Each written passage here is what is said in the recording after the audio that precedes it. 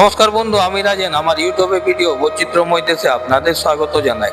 আজকের আমি যে ভিডিওটা এনেছি সেই ভিডিওটি হচ্ছে শিউলি গাছের ভিডিও। আজ শিউলি গাছের উপকারিতার কথাই জানবো ভিডিওতে।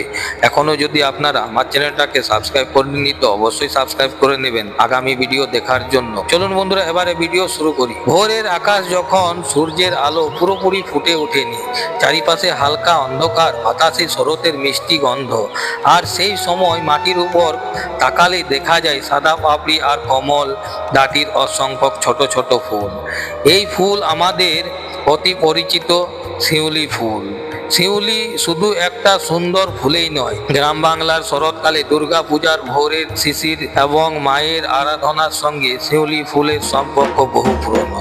কিন্তু আপনি কি জানেন, শিউলি গাছের ফুলের পাশাপাশি এর পাতা, ছাল এবং অন্যান্য অংশ নিয়ে লোকজ ব্যবহারের কথা প্রচলিত আছে।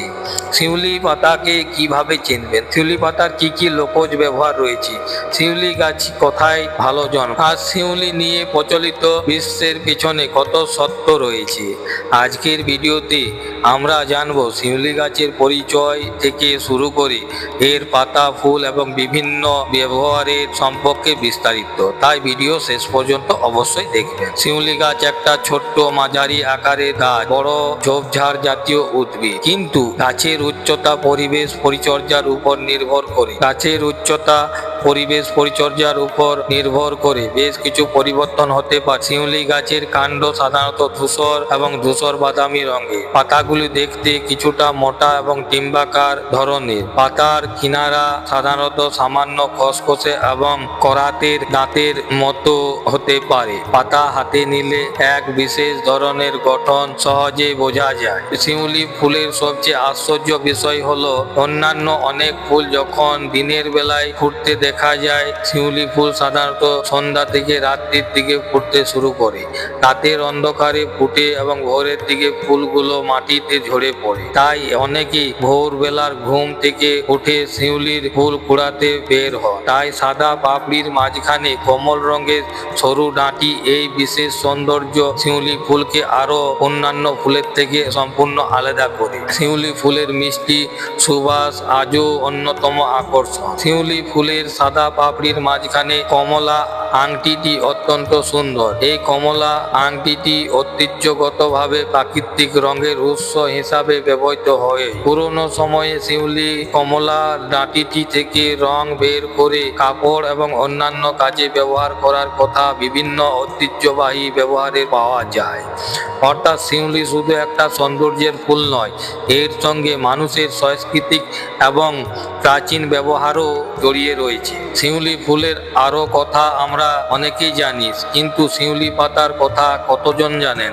শিউলি পাতার বিভিন্ন প্রাকৃতিক উদ্ভিদ এবং রাসায়নিক উপাদান রয়েছে বলে গবেষণা করা হয়। লোকজ চিকিৎসায় আয়ুর্বেদীয় ঐতিহ্যে শিউলি গাছের বিভিন্ন অংশের ব্যবহার সম্পর্কে উল্লেখ পাওয়া যায়। বিশেষ করে পাতার ব্যবহার ভারতীয় উপমহাদেশে বিভিন্ন অঞ্চলে লোকজ জ্ঞান এবং প্রচলিত রয়েছে।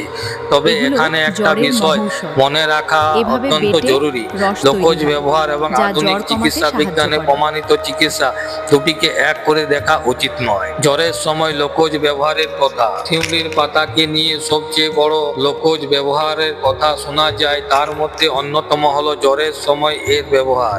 বিশেষ করে গ্রামীণ ঐতিহ্যের চিকিৎসার পদ্ধতিতে শিউলি পাতার বিভিন্ন প্রস্তুতির ব্যবহারের কথা প্রচলিত। কিন্তু জ্বরের কারণ অনেক রকম হতে পারে। সাধারণত ভাইরাল জ্বর থেকে শুরু করে ম্যালেরিয়া, ডেঙ্গু এবং অন্যান্য সংক্রমণ, সবকিছুর চিকিৎসা এক নয়। তাই শুধু শিউলি পাতার উপর নির্ভর করে জ্বরের চিকিৎসা করা উচিত নয়। জ্বর বেশি হলে এবং দীর্ঘস্থায়ী হলে অবশ্যই চিকিৎসকের পরামর্শ নিতে হবে। শিউলি গাছের বিভিন্ন অংশের ঐতিহ্যগতভাবে শরীরের প্রদাহ এবং অস্বস্তির সম্পর্কিত কিছু লোকজ ব্যবহারে এসেছে। গবেষণায় শিউলি গাছের বিভিন্ন নিজ চাষের উপর প্রদাহ সম্পর্কিত বৈশিষ্ট্য নিয়ে গবেষণা হয়েছে। তবে গবেষণার ফল মানুষের শরীরের নিশ্চিত চিকিৎসার ফল নয়।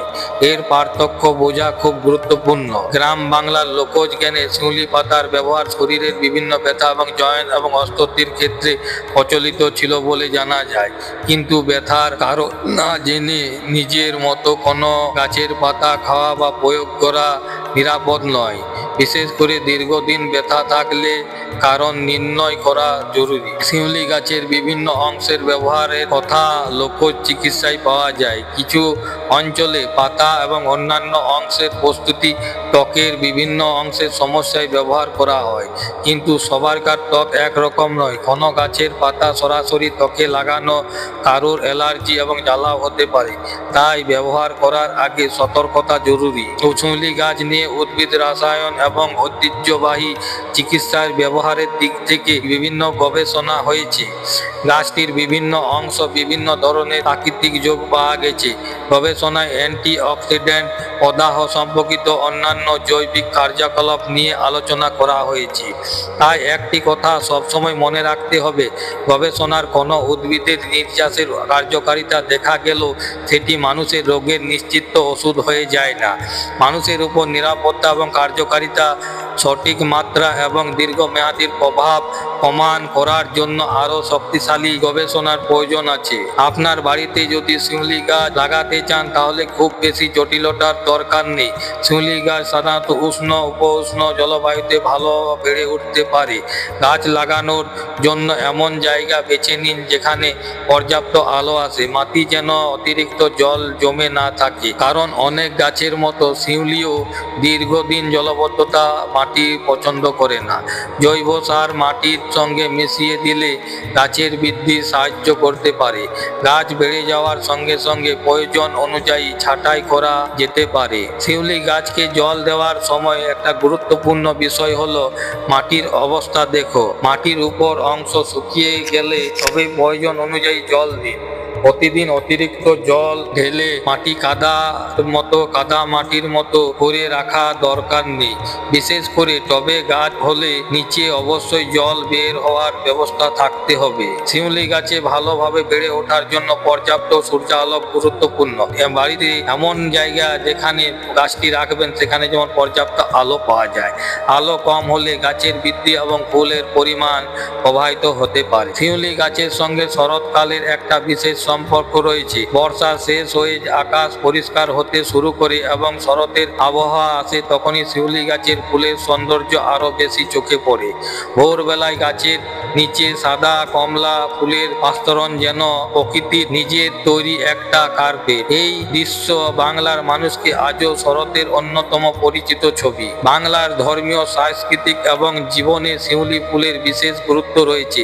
বিশেষ করে দুর্গাপূজার সময় শিউলি ফুলের চাহিদা এবং ব্যবহার অনেক বেশি দেখা যায়। ভোরে শিশির ভেজা শিউলি কুড়িয়ে পুজোর জন্য সাজিয়ে রাখা একটা গ্রাম বাংলার বহু পরিবারের কাছে এক আবেগের স্মৃতি। শিউলি ফুলের সৌন্দর্য তাই শুধু প্রকৃতির সৌন্দর্যই নয়, এর সঙ্গে জড়িয়ে আছে শৈশব, শরৎ, পূজা এবং ভোরের বাতাস এবং গ্রাম বাংলার সংস্কৃতি। ইন্টারনেটে অনেকে শিউলির পাতার রস এবং পাতা বেটে খাওয়ার বিভিন্ন রোগের চিকিৎসায় ব্যবহারের নানান দাবি দেখা যায়, কিন্তু সব দাবি বৈজ্ঞানিকভাবে প্রমাণিত নয়। তাই নিজে ইচ্ছায় শিউলি পাতা খাওয়া শুরু করবেন না। বিশেষ করে শিশু, গর্ভবতী নারী, প্রাপ্তবয়স্ক ব্যক্তি এবং কিডনি লিভারের সমস্যায় ভুগছেন এমন ব্যক্তি, অথবা নিয়মিত ওষুধ কোনো রোগের চিকিৎসার পরিবর্তে শিউলি পাতাকে ব্যবহার করা উচিত নয়। প্রয়োজন হলে চিকিৎসকের পরামর্শ নিন। একটা শিউলি গাছ ভালো রাখতে কয়েকটি বিষয় মনে রাখুন। প্রথমত, পর্যাপ্ত আলো। দ্বিতীয়, জল জমে না থাকা মাটি। তৃতীয়ত, সময় মতো জল দেওয়া। চতুর্থ, প্রয়োজনে জৈব সারের ব্যবহার। পঞ্চমত, গাছের অতিরিক্ত ঘন হয়ে গেলে হালকা ছাঁটাই। এই সাধারণ যত্নেই বাড়ির বাগানে সুন্দর একটি শিউলি গাছ তৈরি করা সম্ভব। শিউলি গাছ এমনই একটা ফুল যার সৌন্দর্য খুব সাধারণ। এতে গোলাপের মতো বিশাল পাপড়ি নেই, পদ্মের মতো বড় আকার নেই, তবুও শিউলি একটা আলাদা জাদু আছে। রাতের নীরবতায় ফোটা ফুল ভোরের আগেই মাটিতে ঝরে পড়ে। সাদা পাপড়ির সঙ্গে কমলা ডাঁটি আর চারপাশে ছড়িয়ে আছে মিষ্টি গন্ধ। সব মিলিয়ে শিউলি যেন বাংলার শরৎকালের নিজস্ব পরিচয়। তাহলে আজ আমরা জানলাম শিউলি গাছ দেখতে কেমন, শিউলি গাছের ফুল কেন রাতে ফোটে এবং শিউলি পাতায় কি কি লোকজ ব্যবহার রয়েছে, শিউলি গাছের পরিচর্যা কিভাবে করতে হয় এবং শিউলি গাছ নিয়ে প্রচলিত ধারণার ক্ষেত্রে কেন বৈজ্ঞানিক সতর্কতা প্রয়োজন। শিউলি আমাদের শুধু একটি ফুল দেয় না, এটি আমাদের দেয় শরতের স্মৃতি, ভোরের সৌন্দর্য, পূজার আবেগ এবং প্রকৃতির সঙ্গে মানুষের এক গভীর সম্পর্ক। তাই আপনার বাড়িতে যদি জায়গা থাকে একটি শিউলি গাছ লাগাতে পারেন। বর্ষার শেষ যখন শরৎ আসবে তখন ভোরবেলায় গাছের নিচে ঝরে থাকা সাদা কমলা ফুল আপনাকে মনে করিয়ে দেবে প্রাকৃতিক সৌন্দর্য কখনো বড় হতে হয় না। ছোট একটি শিউলি ফুলও মানুষের মনে বিশাল আনন্দ তৈরি করতে পারে। ভিডিওটি ভালো লাগলে অবশ্যই লাইক করুন, কমেন্ট করে জানান আপনাদের বাড়িতে শিউলি গাছ আছে কিনা, এবং এমনই গাছপালা এবং প্রকৃতির তথ্যের ভিডিও পেতে আমার চ্যানেলটাকে সাবস্ক্রাইব করতে ভুলবেন না। ধন্যবাদ।